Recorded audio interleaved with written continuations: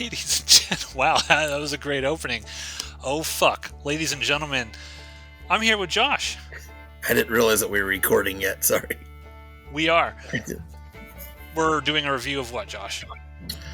We're doing a review of a movie we watched the other day called Abigail. Abigail. Yes, this is directed by the dudes. I guess they go by the moniker Radio Silence. Radio Silence, yeah. They did the little latest Scream movies, didn't they? I don't know that the film that I think Radio Silence is best known for, that as far as I know, they did a film with Samara Weaving a few years back called Ready or Not, which was really great. I liked a lot. Yep.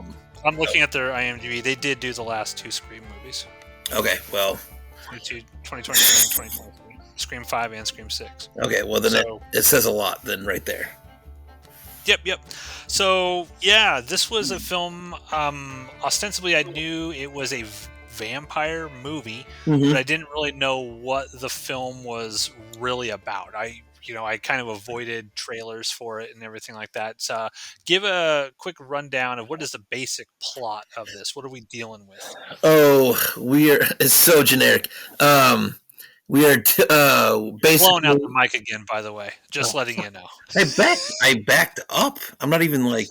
I got excited by that question. Sorry. You're projecting your voice so loudly. I'm really not. I'm talking quiet as I can.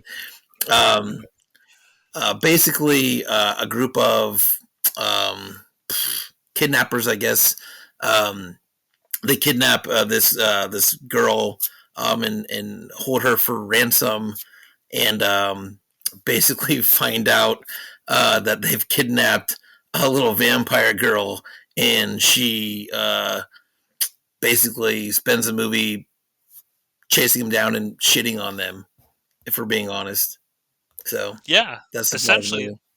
Yeah, that's it. And there will be spoilers, people. So, if you haven't seen Abigail, shut this review off and come back to it later. But I'm sure we'll get into spoilers, so that's your fair warning.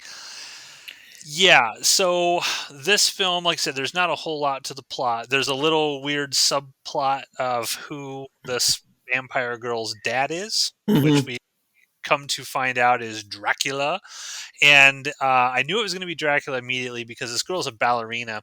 In the opening of the movie, she's doing her dance, and that's the theme from the Universal Dracula movie from 1931 or whatever. So I was like, oh, Dracula's going to be in this movie. They never name him. He's not named as Dracula, but at the very end, he's like, I go by many names or whatever. And was that Doug Jones, by the way? Was he the one at the was he playing Dracula? About to find out. I'm on the IMDb right now as well. Okay. I was wondering, is that Doug Jones? Couldn't tell. Anyway, we spoiled the end right off the bat. Holy shit. This is not Doug Jones, by the way. Okay. Well, then, geez, I apologize to Doug Jones. I've met that guy, and I completely didn't realize that wasn't him. Anyway, it's a guy who looks like Doug Jones. So this film is multiple movies all crammed into one. I got shades of From Dusk Till Dawn in this. I got shades of The Lost Boys in this. I got shades of, pick any film in which it starts out as like a crime thriller and then boom, suddenly there's a dramatic left turn. Right. You know what? They should have never marketed this as a vampire movie. Ever. Because as I reflected on this, and we saw this a couple days ago, as I reflected on how I feel about this movie, it's getting worse and worse in my mind because I feel like if I had not known she was a vampire and suddenly this just boom, because the opening of this is long. Like it feels like 30 minutes of setup before we get to vampire stuff, if not longer. Yeah. And so like it's this whole sort of thing where you're introduced to all these different kidnappers and their different personalities and how they kidnap her, and they take her back to this house, and Giancarlo Esposito's there. He's like, you've got to spend the night in this house for 24 hours and then he'll come back and give you millions of dollars. Very House on Haunted Hill sort of thing. I mean, they took a lot of their inspiration. I'm not saying there's anything wrong with taking your inspirations. Certainly I do it as a filmmaker as well. 100%, yeah. But this seemed blatantly obvious that they were lifting from different things and mixing and matching, and I don't like it when movies are so obvious that it distracts me from the story. Where I'm like, "Oh, okay, House on Haunted Hill. Okay, Lost Boys. I'm remembering a better movie now. Okay, thank you for reminding me of this better movie while I'm watching this." Right. Yeah, now I think I want to go watch The Lost Boys when I get home. I don't like that. I like when they take elements of films that they really really loved and enjoyed, but they don't beat you over the head with this. Hey, this is the homage. Right. You see it? You see the homage here? You get it? You get it? I don't like that aspect of it. Right. Yeah. But this film, if I had not known that this was a horror film with a vampire girl, I would have genuinely been shocked, I think, because they play it really sort of coy, but everybody in that theater already knows she's a vampire. So why are we waiting so fucking long to get to it? Right. It feels like it drags because like when is she going to vamp out? Is she going to vamp out now? No, no, she's going to cry a little bit. We're going to go have some more drama with these characters that we don't really give a shit about for a while. Right. Go back into the room. Is she going to vamp out now? No, she doesn't vamp out now. Now it's, well, this person died. It's kind of a murder mystery at this point. Like, what's going on? We all know what happened. It's a vampire. Like that.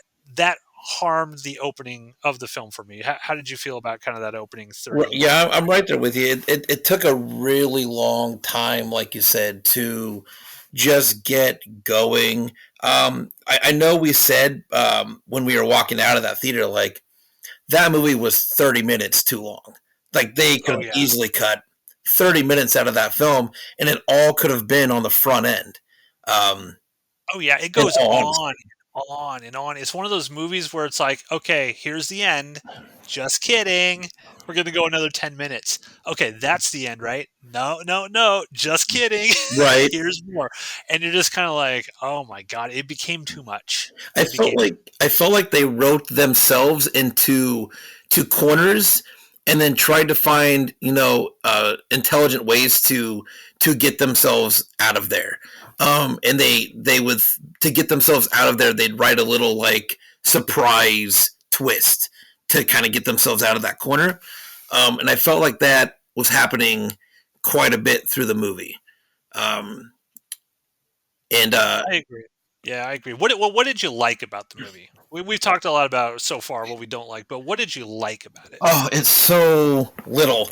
Um, Really? you know, Okay. really though it is. So, okay, so I really enjoyed the girl that played Abigail. I thought was great, actually.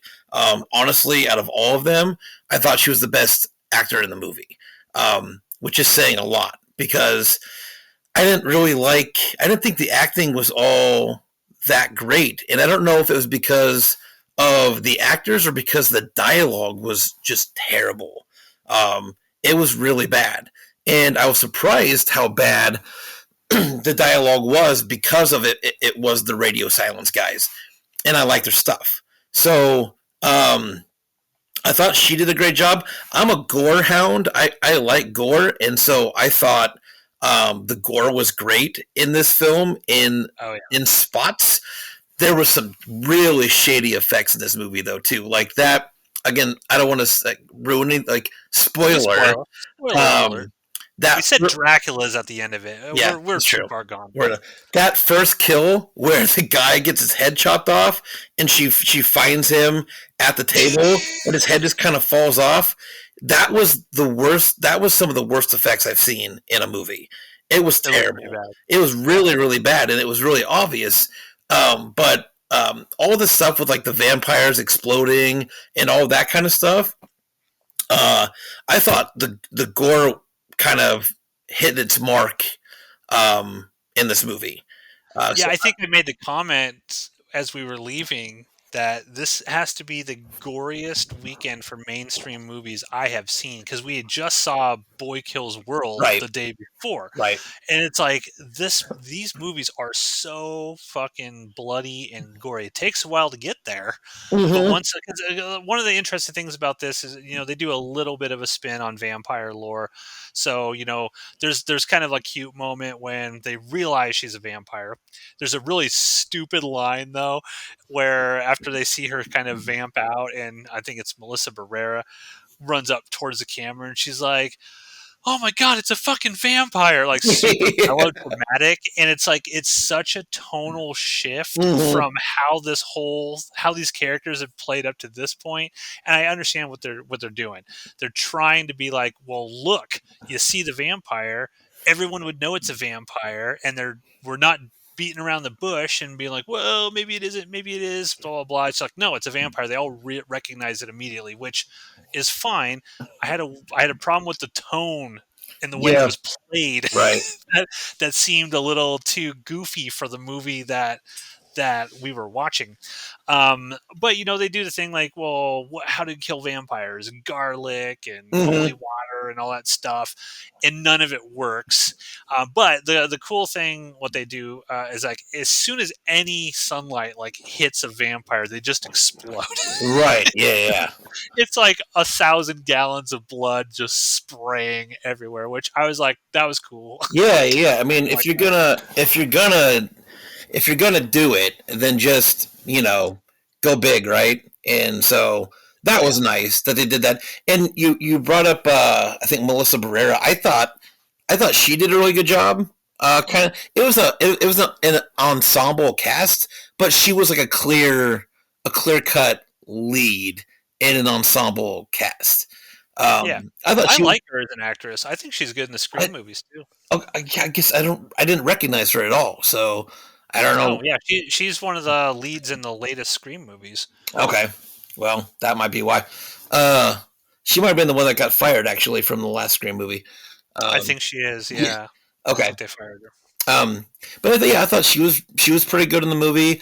I enjoyed. I thought the ballerina aspect was really interesting in the film, and I enjoyed how they kept bringing it back. Like they did, like they showed it at the beginning, but then they used a lot of it throughout the film also, which I thought was kind of an interesting. Yeah, because Abigail is a ballerina, and so they establish that she toys and plays with these people. Because like, why don't you just kill us right away? She's like, I just like to fuck with you. This is fun to me. You Right. guys I can try to run around. But when she actually like hunts people, she's doing it like wild ballerina movements. On one hand, I liked it, but on the other hand, in a couple spots, it looked pretty goofy. Like it was Yeah. just kind of like this is this is a little much. Not needed. Yeah. But with what they were going with the film, because again, it goes to 11.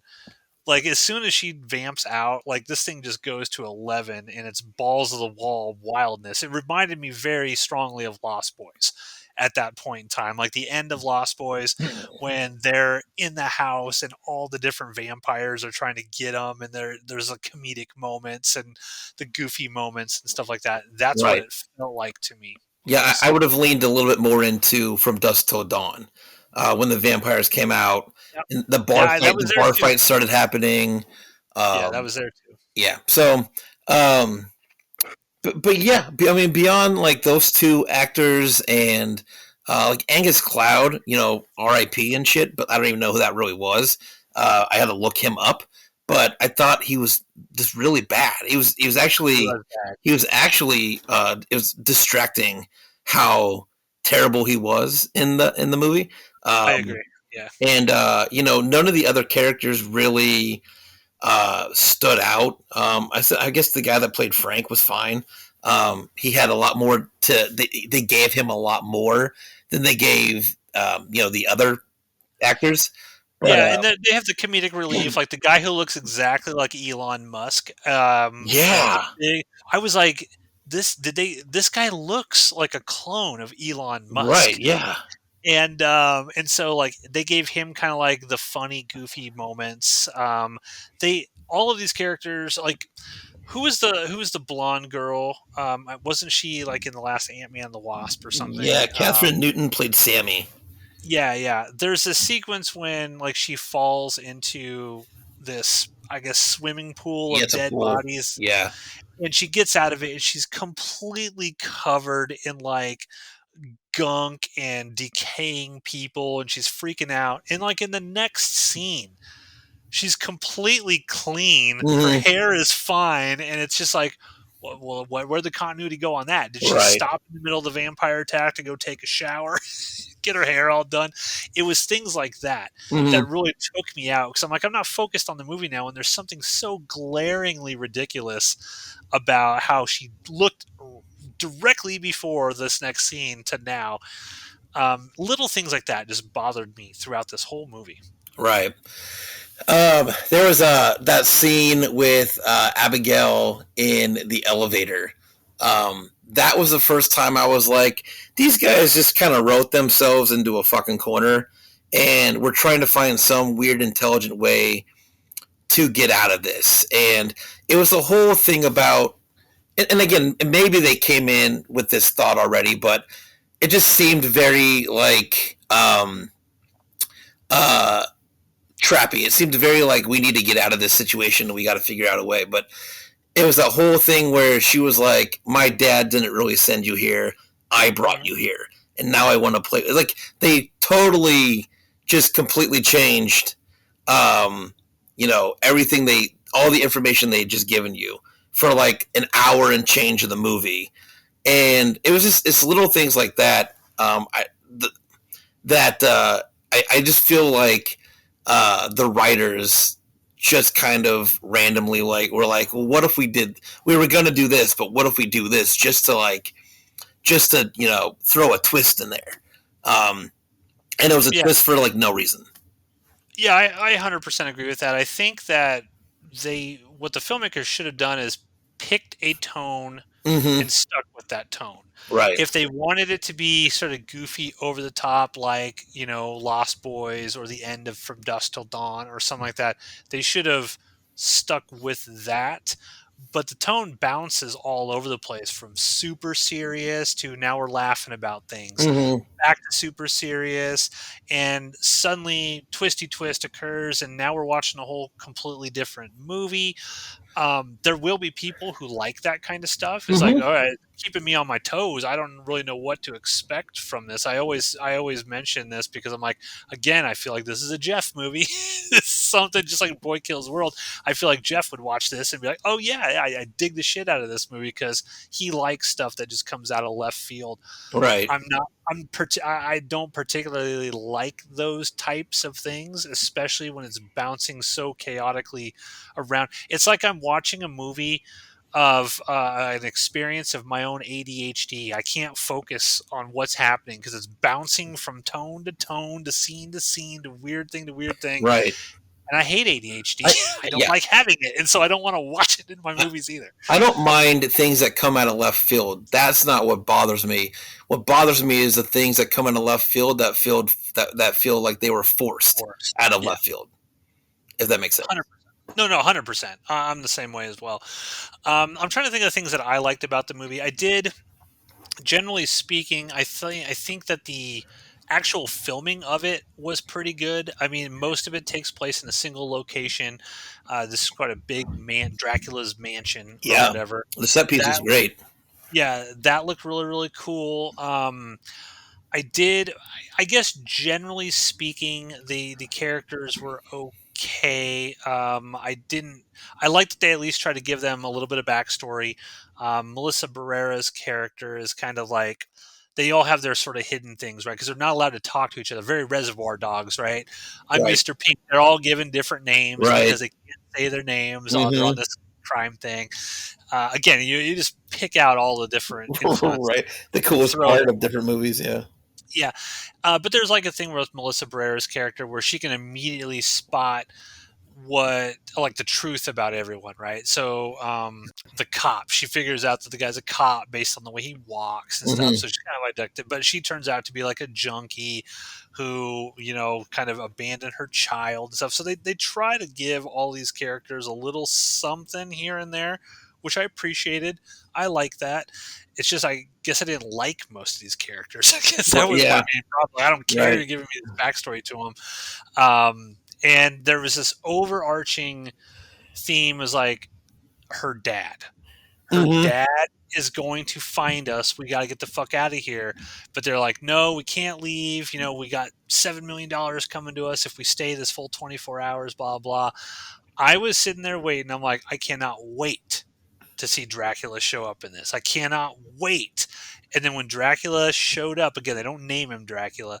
His name is like Leon Chavaz or something like Yeah, that. yeah, yeah. Something really weird. It's probably some sort of inside baseball thing from the original Universal movie or something like that. But when Dracula showed up, I was super underwhelmed. I was Right. like, Yeah. "Oh no, that's kind of how you want to go with this." I wanted Dracula to be a lot more imposing and cool than what we were actually shown. Right. And when the cop sort of turns and we get like a 20-minute, 25-minute different movie with the Mm-hmm. cop after, I didn't like that at all because Yeah. I like Abigail being this monster. They Right. set her up. It's like she's like the fucking predator. She shows up in high-rise penthouses and murders entire witnesses that are Right. because Dracula apparently is like a drug kingpin or a Mm-hmm. crime lord, Right. and she's his enforcer. So she just shows up and murders everybody that the cops are trying to protect for as witnesses and stuff. And she's set up as such a badass, and then this douchey cop Right. takes her out so quick. I was disappointed with that aspect of it as well. Yeah. But it was shot well. I mean, it was. You cut 45 minutes out of this movie, and it's really great. Yeah. It's a tight hour 45, hour 20 if you cut 30, 40 movies out of this movie or minutes out of this movie. Um, I chalked that thing at the end, by the way, the cop turning into a vampire, as like dumbest decisions on the planet in a movie. Um, and I again, know. again, it felt like them kind of trying to throw in another little twist in there. Oh, now the cop's a vampire, and now we're gonna have this big epic fight. I didn't see why they needed to do it. I didn't get it.